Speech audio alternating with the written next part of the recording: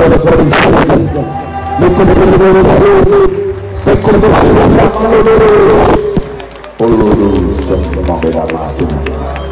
E comigo mais um de Nossa Senhora Aparecida, para poder fazer a beleza de nossa festa.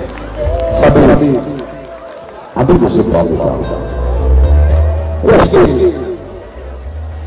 os camarotes estão satisfeitos ali aplaudindo o encontro. Aonde acabamos, os animais se configuram. Olha Deus que fogo. Uma salva de palmas. Uma salva de palmas nessa beleza.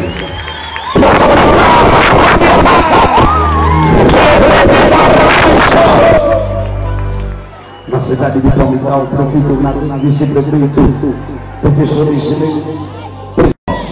para meus companheiros, uma salva de palmas a Nossa Senhora Aparecida.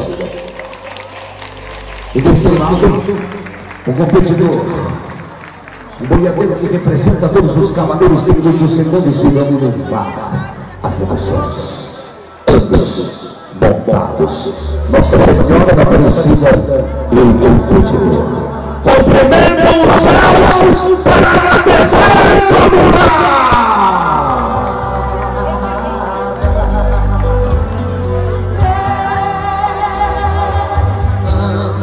A imagem de Nossa Senhora Aparecida, enchendo a pista e recebendo os aplausos de todos vocês. Uma salva de palmas. Bem, amigos, agora nós vamos. Que está de preto por ali o proprietário, o administrador, o meu companheiro Luizão, eles vêm lá da cidade.